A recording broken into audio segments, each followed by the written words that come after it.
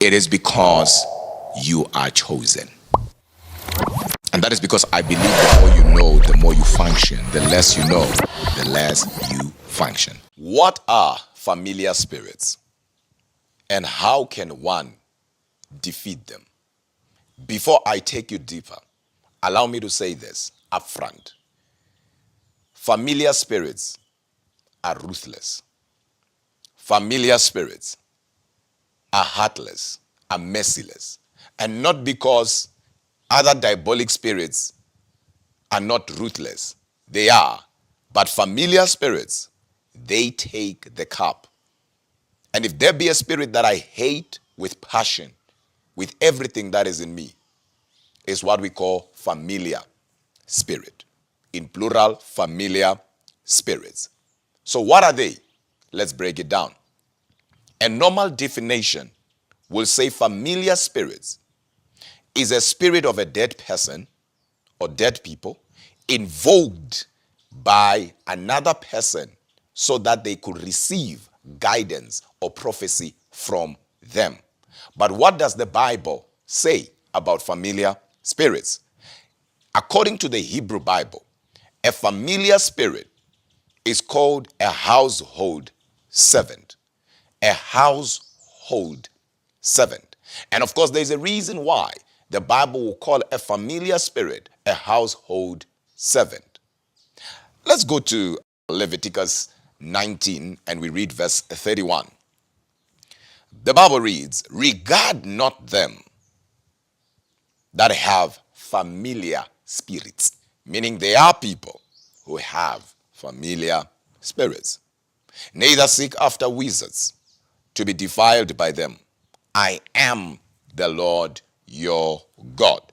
In Isaiah 8 verse 19, God is saying as well, do not go to people who have familiar spirits. So the word familiar spirits in the Bible appears more than 12 times. In the New Testament, we see the word familiar spirits appearing 2 times and 9 times in the Old Testament. So, since according to the Bible, Hebrew Bible, a familiar spirit is a household servant. What does that mean exactly? I'm going to quickly break it down, then I take you higher. Please pay attention. A household servant is someone that you open your door for. I'll say that again. It's somebody that you open your door for. And depending on how long the person has been working for you, chances are in no time they will know your house, every corner of your house, in and out. They will end up knowing things that you never shared with them. Just by observing you. They will know your favorite meal, favorite food. They will know your favorite drink. They will know what time you go to bed. They will know who visits you, at what time. And because of what they know, because of what they are familiar with, they can easily give you up to the enemy. They can easily betray you. They can easily sell you to your enemies. Remember, the more your enemy knows you, the better for them. The more they will have advantage over you. So a household servant becomes somebody who knows your life, who's familiar with your life. But the mystery here is that you opened a door for them. One will say, but what then happens, Apostle, if I've never opened a door for this household servant you're talking about, or if I don't remember opening a door? Does that mean I don't have and I can't have familiar spirits as long as I did not open a door, they cannot attack me? Well, let's go to the Bible. And please here, pay attention. In the book of Genesis, here I'm taking you higher. Pay attention. Pay attention. In the book of Genesis chapter 15, God appears to Father Abraham for the second time. Remember the first time he appeared in Genesis 12. In Genesis 15, Abraham wants to know if what God had said to him will come to pass or will even come to pass. Will ever come to pass, so to say. Then God appears to him and says, look, it will come to pass, but I want you to do something for me. Build me an altar, sacrifice on the altar. He does that. Abraham does that. Then the Bible says he fell into a deep sleep. In a dream, God appears to him. Right there in Genesis 15. And God entered into a covenant with Father Abraham. In a dream, God sealed a covenant, entered into an agreement. And right in that dream, God says to him, I will be with your generation. Your descendants will be slaves, will be in captivity for 400 years in Egypt, in a foreign land. And God sealed that covenant. Abraham woke up and he was in a covenant with God. Later on, Abraham has a son called Isaac. God then says to Isaac, Isaac, I will be with you as I was with your father. Wait a minute, pause there. The reason why God is with Isaac is not because of Isaac, but God is with Isaac because of Abraham. Isaac is prospering. Isaac is ahead of the Philistines, his enemies, not because of him, but because of what the father did. The father opened the door, and in this case, for a divine spirit to be a backing in his life and in the lives of those who come after him. Isaac has sons, Esau and Jacob, and in this case, we'll focus on Jacob. Jacob, everything he touches prospers. He fights from a victory point. Every time he fights, he will come out victorious. He has a backing. Things seem to be moving for this gentleman, for this fellow. Why? Not because of him or his work ethic or his efforts or his talents or his gifts. No, it's not because he's brilliant. I want you guys to hear me. It goes beyond that. He has a backing. But where does this backing come from? Why is God with Jacob? Even after Jacob tricked his brother, why is God with this fellow? It's because of one man, and that man is called Abraham. He opened a door for a spirit. God is a spirit, a divine spirit. And because of that, his generation is thriving. His generation is affected, but in a positive way. His generation is looked after. Familiar spirits, believe it or not, are the opposite of what I just said.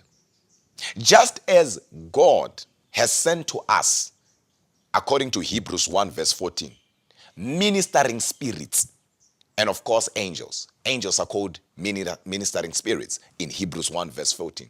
And then says to minister for them who are what? Heirs of salvation. The Bible there is specific as to who these spirits who are ministering spirits they should minister to. The word minister is the word to serve. So the Bible is clear as to who these spirits are to serve. Familiar spirits are the opposite of what we just said. They are there not to serve you, but to serve their master. And since you are not their master, you are their victim. They will victimize you to please their master. They are called household servant because they are familiar with you. But how are they familiar with you? Because you've never opened the door. Well, familiar spirits are also called inherited giants, meaning they were never your giants, but you inherited them. One can inherit them. That's why some of you are fighting things that did not start with you. You are watching and you are wondering, how come I've been dealing with this in my life? How come in my family we are moving in this pattern? How come this is happening to my sister as it happened to my mother, now it's happening to me? It's because what you guys are dealing with, you are dealing with a familiar spirit. This spirit knows your limits, knows how far you can go, knows your grandmother, knows your grandfather. So it uses what it used against your grandmother to defeat you. So it knows who you are in and out better than you. And because of the information it has, it uses that to stop you from thriving.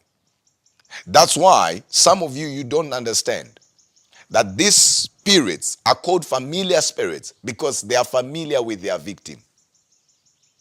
They are familiar. They will victimize their victim to an extent that the person themselves, every time they meet somebody, that other person's life will be messed up. Not because the person's life was not making sense, was making sense, but when they meet somebody with a familiar spirit, also their life starts going down. That's one thing about familiar spirit. You can meet somebody, sleep with somebody, and inherit that spirit that is familiar from that person, and you walk out with a familiar spirit. And that familiar spirit will deal with you, that once it finishes dealing with you, it does not leave you alone.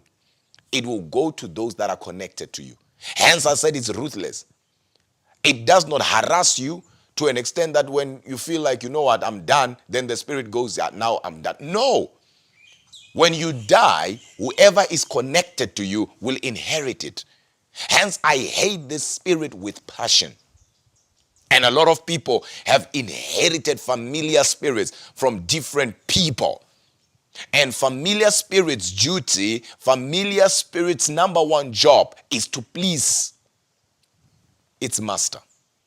And in this case, it can be a witch, it can be a wizard, it can be somebody who spoke a bad word against your grandfather, it can be somebody who said something about your grandmother, it can be somebody who said something about your mother. And that spirit now obeyed the master. And in obeying the master, it had to make sure that the words spoken against your mother or your grandmother or grandfather take shape. And after taking shape, it does not go back to the master. So it will serve the master by messing up that person's life. And when that person dies, guess what? It does not go back to the master. It goes to the person who's connected to that person. That's what familiar spirits are capable of. That's what they do. That's what they specialize in. That even in relationships, a lot of people don't make progress. And not because they are not good people. And not because they are not loving people. They love. They want the best for others as well. But relationships never work out. And one wonders, but this relationship, the way it started, I was 100% sure this is the one. What happened? What went wrong? Is because once a familiar spirit is at work, nothing goes right. In the beginning, it can all start good. But in the middle, hell will break loose. Familiar spirits are so dangerous that they can help somebody say what you want to hear in order for you to love them. I don't know if you guys got that. Familiar spirits can cause somebody to say things that you are familiar with, things that will make you happy, and you will conclude, this person loves me. This person is serious about me. And only to realize that their words don't match their actions. It's a familiar spirit. It's familiar with its victim. And it will say what you are familiar with, or rather what you want to hear. I hate this spirit. I hate familiar spirits with all that is in me. I've seen destinies hijacked. I've seen people with greatness everywhere but nowhere because of familiar spirits. They don't care about your degree. They don't care about your educational background. They know this is how far you are going to go, and they will make sure you don't go as far. Some of you are dealing with poverty that never started with you. Some of you are dealing with sicknesses that never started with you. Some are dealing with trauma, family traumas that did not start with you. Inherited giants. But I want to assure you that there is a way that one can be delivered. One can come out of all this. One can be rescued from all this. One can be separated. One can be taken out, brought out from all this. I'm talking about familiar spirits. And the number one way, or the number one solution that one can use, so to say, to come out completely is what we call prayer and fasting. That is because there has never been an issue or a problem that prayer and fasting failed to solve. If you want to be as spiritual as one can ever think, be in fasting. Enter into a fasting. Enter into a fasting. And once you are in a fasting, guess what then happens? Your spirit, man, because you are a spirit possessing a soul living in a body. You are not a body possessing a soul living in the spirit. So every time you fast, your spirit man gains power. Your spirit man is in charge. And if you pray from that now, I'm talking about fasting, when your spirit man is in control, guess what then happens? Every spirit that is either monitoring or a familiar spirit, it doesn't matter what type of spirit that is afflicting you, will live your life. That's why Jesus said, this kind of spirits, this kind does not go out. That young man had a familiar spirit that knew him, that caused him to go into fire, caused him to go into water. He didn't want to do that, but he ended up in there, not because he was controlling himself, not because he was in charge of his senses, because he had a spirit that knew him and caused him to do certain things. But Jesus came and rebuked it. And the disciples asked, how come we failed? And Jesus gave them the solution. And he said, this kind. So even the kind of familiar spirits can only go out by prayer and fasting. And that is number one. Number two, the spirit that we are dealing with right now uses people who you yourself have a weak spot for, yet they have a wicked spot for you. Any relationship, whether it's a love relationship, whether friendship, hear me, any relationship, come here. Any relationship that is not a blessing but a burden, you need to let go of that relationship. Any relationship that is making you bitter, not better, you need to let go of that relationship. Any relationship that is pulling you away from the presence of God, it is not from God. It is not a blessing. That thing is a distraction. And you need to let go. Because that's what they use. That's what the Bible then says. Do not be equally yoked. And then it goes further and it says, what relationship does light have with darkness? And a lot of people tend to downplay that and think, you know what? I know what I want. Or later on, it will be better. The funny thing about familiar spirits, time has no power over familiar spirit. Let me say that again. One thing about these things, familiar spirits, is that time has no power over them. So it doesn't get better with time. Just in case you think time will solve this. No, time can't. Time does not have power over spiritual things.